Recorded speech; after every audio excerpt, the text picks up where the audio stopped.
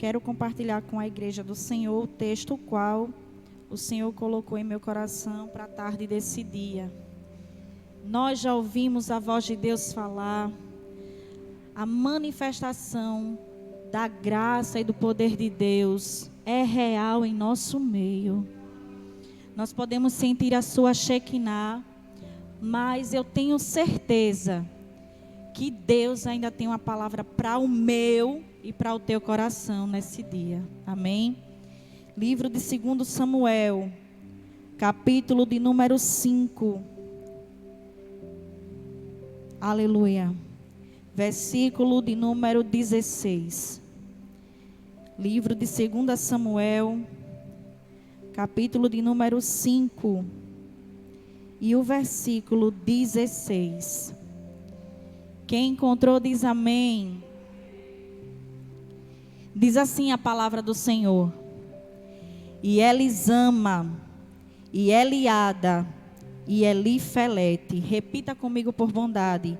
E Elisama, e Eliada, e Elifelete. Sente-se glorificando a Deus por essa palavra.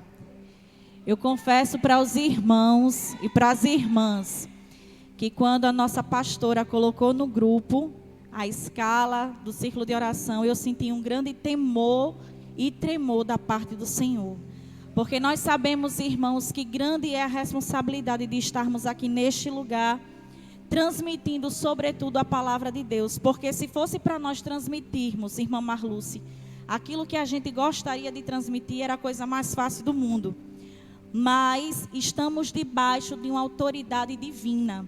E quando nós estamos debaixo de uma autoridade divina, a gente não pode falar qualquer coisa, a gente não pode dizer qualquer coisa, tampouco falar de achismo. Mas tudo o que nós temos que fazer é nos permitirmos ser direcionados pelo Espírito Santo de Deus.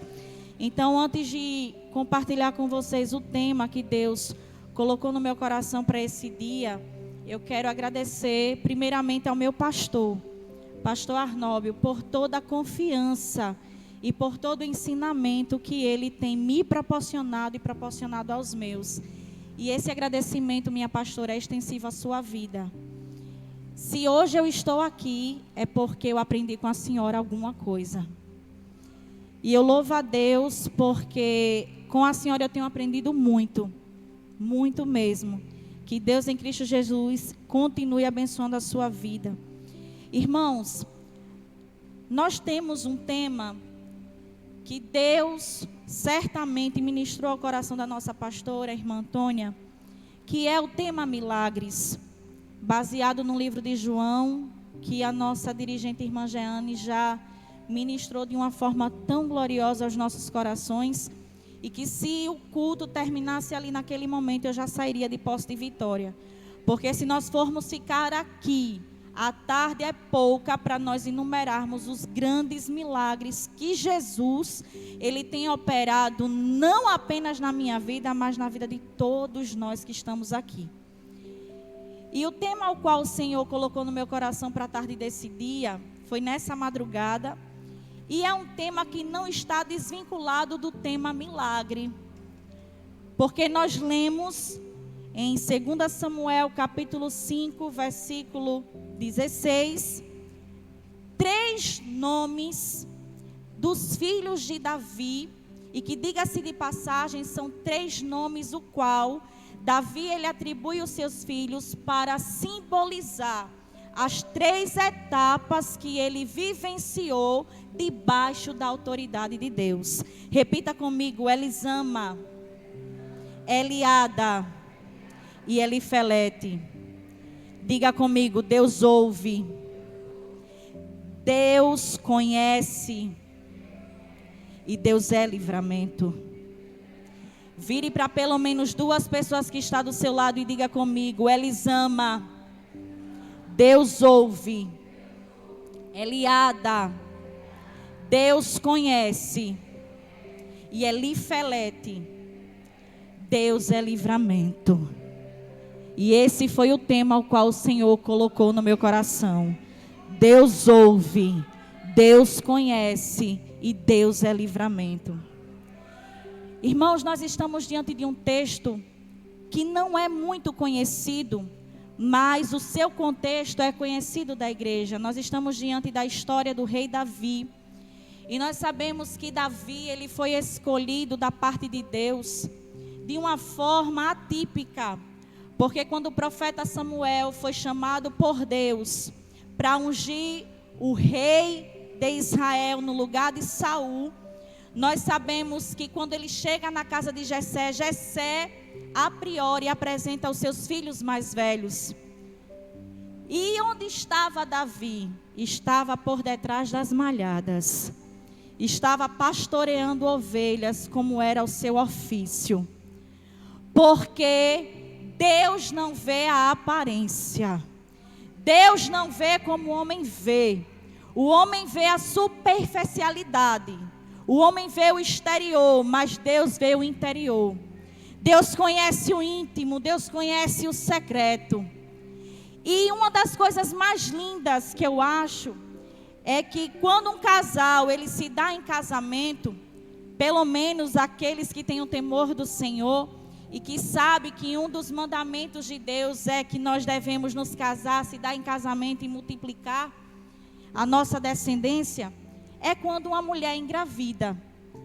Eu acredito que depois da salvação é a bênção mais especial na vida de um homem e de uma mulher, quando esta pode gerar, quando esta engravida.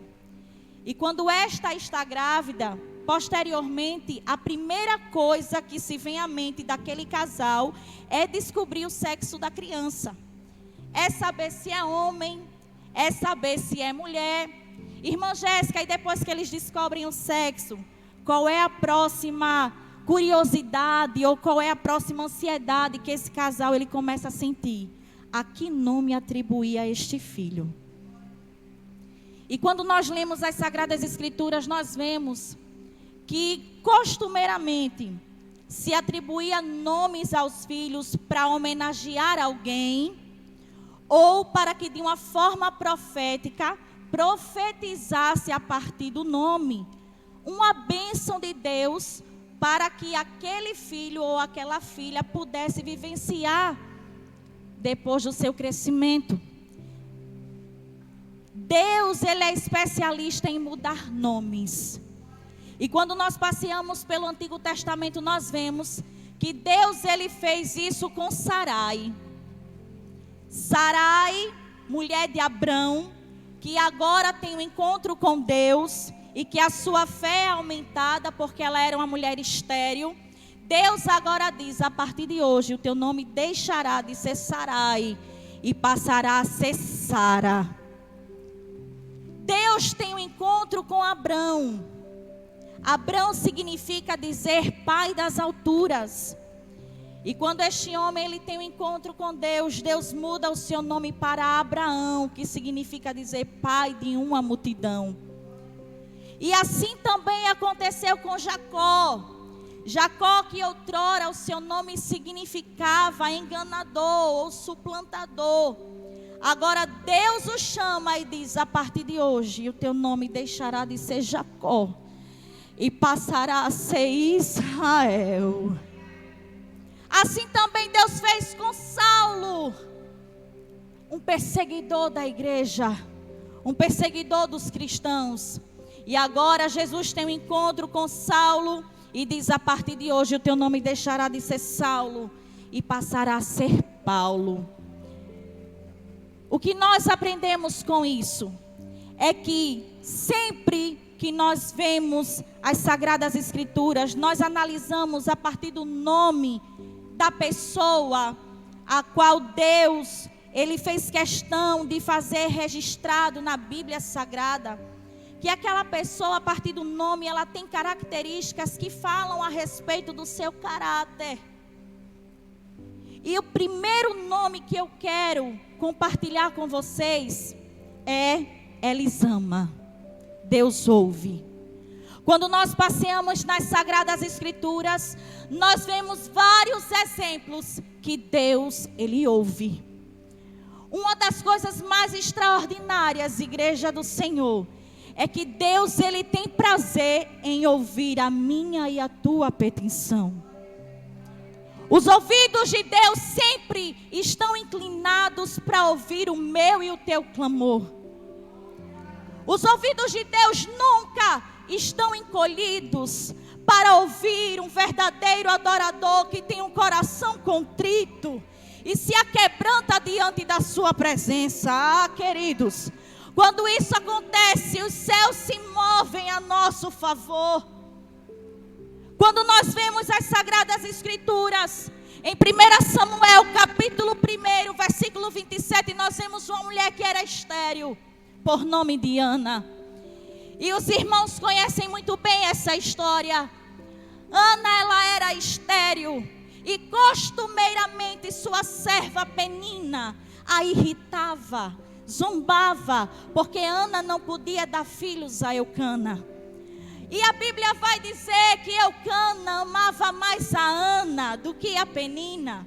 E diga-se de passagem, as irmãs sabem disso, que a cultura daquela época, a mulher que não gerasse, o varão, ele poderia tomar uma serva, geralmente era a esposa, que dava uma serva para que a descendência fosse multiplicada, irmã Valdirene. Porque a descendência, ela não podia ficar estacionada. Mas num dado momento de sua vida, no versículo 27 do capítulo 1 de 1 Samuel, a Bíblia vai dizer que Ana, ela já não aguenta mais tantos deboches, tantas irritações de Penina. E agora ela vai até o templo chorar e clamar aquele que pode fazer todas as coisas. O sacerdote, quando a vê, a interpreta de uma forma equivocada, achando que Ana estava embriagada. Mas a Bíblia vai dizer que ela estava amargurada de alma. Porque existem processos na nossa vida que nos deixam amargurados. Que a tristeza, se encontrar lugar, e se nós dermos brecha, nós nos tornamos um crente raquítico, amargurado. Nada para nós dá certo, nada está bom. Nós viramos o famoso crente Guiné. Estou fraco, vou morrer, já não posso mais fazer nada. Amém. Mas o crente que conhece o Deus o qual ele serve,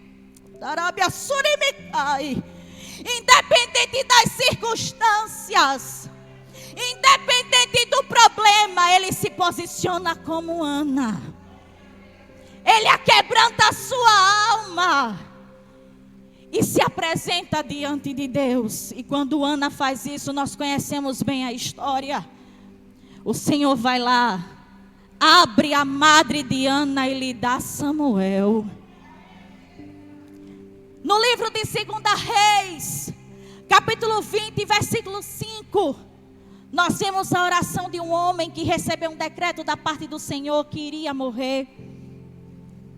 Mas quando ele se vira para a parede, lá e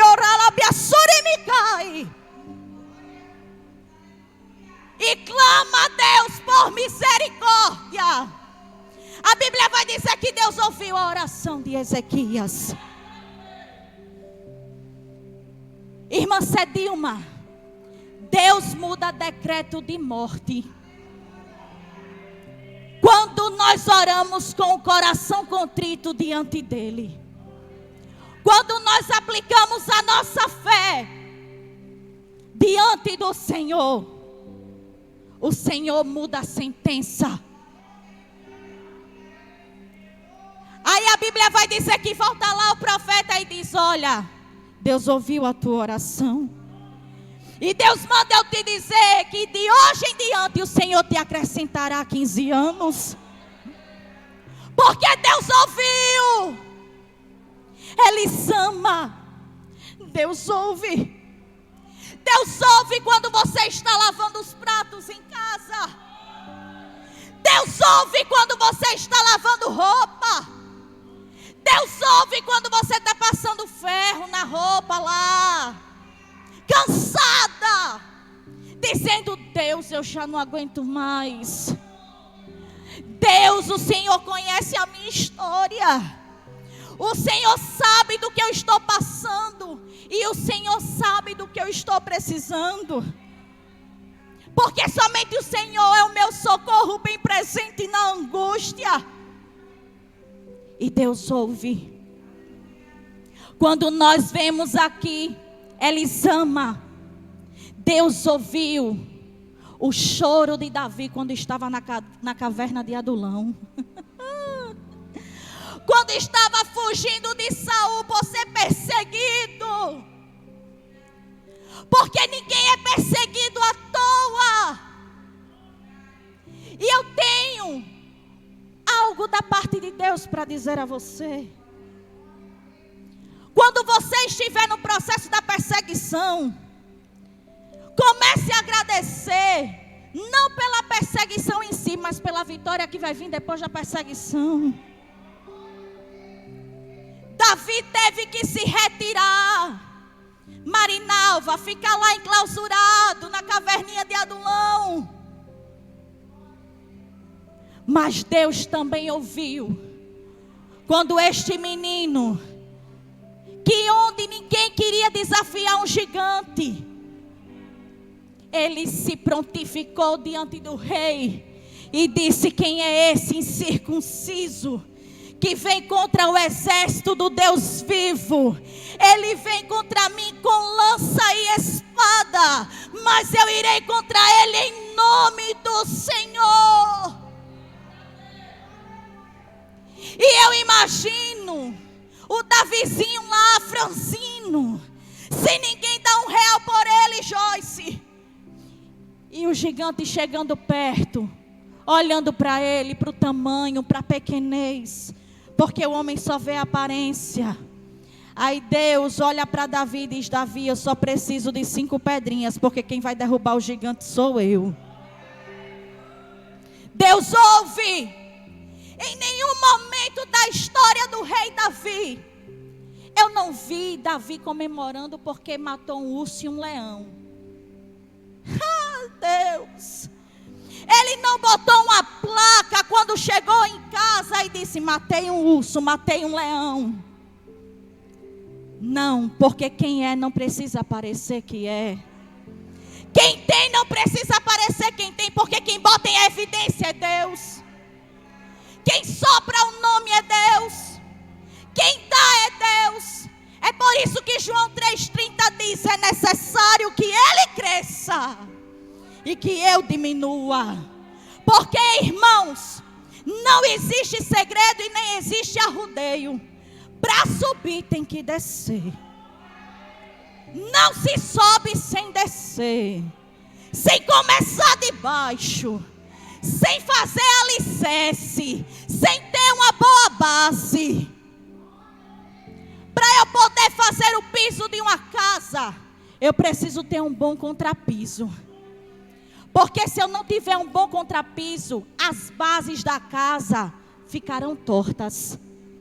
E quem é pedreiro ou esposa de pedreiro sabe do que eu estou falando. Elisama, Deus ouve. Deus ouviu a Davi. E Deus, ele te escuta nessa tarde. Às vezes você pensa que a sua oração não está chegando ao trono da graça. Porque durante o processo existe um fator chamado tempo. E Salomão, de uma forma muito sábia, ele escreve em Eclesiastes capítulo 3, do 1º em diante: há um tempo para todo propósito debaixo do céu. Deus, ele te ouve em todo o tempo. E o que eu acho lindo é que há mais de 7 milhões de pessoas no mundo. E quando a irmã Jessina ora, Deus ouve. Se a irmã Cedilma estiver orando no mesmo tempo, Deus escuta ela também. Se a irmã Érica estiver orando no mesmo período, Deus escuta também, porque Ele é onisciente. Ele está ouvindo tudo, porque Ele conhece tudo, Ele sabe de tudo. Aí vem um segundo bebê. Davi pega, olha para ele e diz: esse é lindo demais. Vou colocar o nome dele de Eliada. Deus sabe, ou Deus conhece. Alguém pode olhar para você e não saber da tua trajetória. Alguém pode olhar para você e através da sua aparência julgar a pessoa que você é. Mas Deus conhece você. Ele sabe o teu íntimo. Ele sabe o teu endereço. Ele sabe o teu RG. Ele sabe o CPF. Ele sabe até quantos fios de cabelo tem na tua cabeça.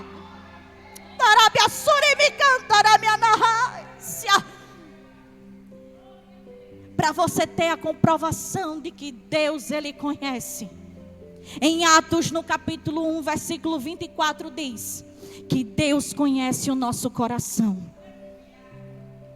Aí Salmos 139, verso 4 vai dizer: Deus conhece os nossos pensamentos. Em Provérbios capítulo 5, versículo 21 vai dizer: Deus conhece os nossos caminhos. Ele sabe de todas as coisas.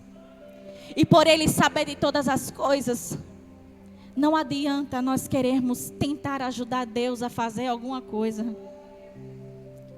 Porque Ele é soberano. Ele é maior. E a sua vontade é boa, perfeita e agradável. O processo de conhecimento fala de relacionamento. Fala de intimidade.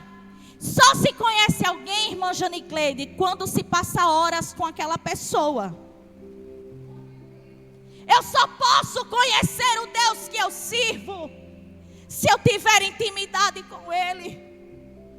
E de que forma eu posso ter intimidade com o Senhor? Existe uma fórmula, irmã Jéssica, uma fórmula não existe, mas existe um segredo: oração. A oração é o único veículo, irmã Jacira, que nos liga até o trono da graça. Sem a oração não há poder. E eu aprendi com meu pastor Nóbio que muita oração, muito poder. Pouca oração, pouco poder. E nenhuma oração, nenhum poder. O crente, ele é reconhecido lá fora através dos seus frutos, através do seu testemunho. É muito fácil quando nós ouvimos aqui do púlpito mensagens gloriosas que nos fazem, parece que rasgar os céus. Parece que os céus se tornam tão baixinhos e a gente pode até alcançar e tocá-lo. Mas o processo de conhecimento ao Senhor só se dá através da escola do deserto. O deserto na minha e na sua vida nunca foi para a morte. E nós precisamos parar de muitas vezes olhar para o nosso próximo e por a gente saber de alguma coisa, começar a julgar o que está acontecendo na vida dele. A irmã Jeane proferiu aqui a respeito do cego. Quando o discípulo pergunta a Jesus: porventura ele pecou? Ou os pais dele pecou? Porque a primeira coisa quando nós vemos alguém na prova é a gente julgar ou achar pelo nosso achismo que aquela pessoa ela não anda condizente com as Sagradas Escrituras. Porque nós só vemos a aparência. Nós não vemos a essência. Mas o que foi que Jesus respondeu? Nem ele, nem os pais pecaram. Ele está assim, para que a glória de Deus seja manifestada através dele. Sabe por que você está no processo? Sabe por que ainda está durando tanto tempo? É porque você não está maduro o suficiente para receber o cumprimento da promessa de Deus na sua vida. A promessa, ela está à porta. O cumprimento da promessa está bem pertinho de você. Mas talvez Existem algumas agruras que o Espírito Santo e somente Ele precisa moldar em nós. E quando eu estou falando para vocês, a palavra está descendo para mim também. E não há coisa mais gloriosa do que se permitir ser moldado por Deus. Quando um homem e uma mulher de Deus se permite, irmã Edileuza, Cupertino e a irmã Edileuza a outra, ser moldado por Deus, a glória de Deus é manifestada através daquele homem e daquela mulher. E as evidências seguem, porque nós podemos sentir a unção. Nós podemos sentir a glória de Deus na vida dele e na vida dela. Davi, ele conhecia a Deus. Em um dado momento de sua vida, o rei Saul estava perturbado por espíritos malignos. Chega, corre, vamos fazer o quê? O rei está perturbado. Aí alguém diz: conheço um menino que sabe dedilhar harpa. E quando ele toca, algo diferente acontece. Manda chamar ele aqui. Chega lá, Davizinho. Saul perturbado. Aí Davi, cheio de Deus. Porque quem é cheio de Deus, os sinais acompanham. Pega a sua harpa e começa a dedilhar. Começa a cantar louvores ao Senhor. Só o Senhor é Deus. Só Deus é o Senhor. Só o Senhor é Deus e só Deus é o Senhor. E a Bíblia diz que à medida em que Davi tocava, os espíritos malignos se afastavam de Saul. Por quê? Porque Davi gerou a Eliada.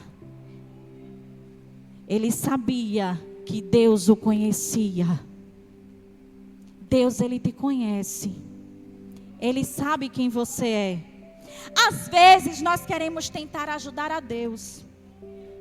E tentamos até dizer a alguém quem nós somos. Mas quem tem o Espírito Santo de Deus na vida não precisa dizer quem é. Porque Deus revela quem você é. Nasce o terceiro filho. Lindo. Igualmente a Elisama. Igualmente a Eliada. Aí Davi pega nos braços e diz: esse aqui, presbítero James, vai ser Elifelete. O Deus que faz, ou o Deus que dá livramento. Esse é o terceiro período na história de Davi. E também na nossa história, onde nós mais esperamos. Porque é nesse período que as promessas de Deus, elas acontecem. E aquilo que Deus faz na minha e na sua vida se torna público e notório para quem quiser ver. Durante o período de escuridão, durante o período da caverna, ninguém vê o que você passa. Às vezes você abre o seu armário, aí faz, oxe, fecha, tem nada. Oxe, acabou. Oxe, cadê? Mas o Deus de provisão, o Deus que ouve, o Deus que conhece, o Deus que dá livramento está aqui nessa tarde.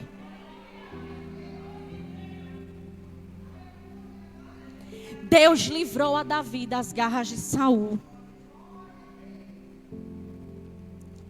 Deus livrou a um menino franzino, sem estrutura, sem arte de guerra, despreparado aos olhos humanos.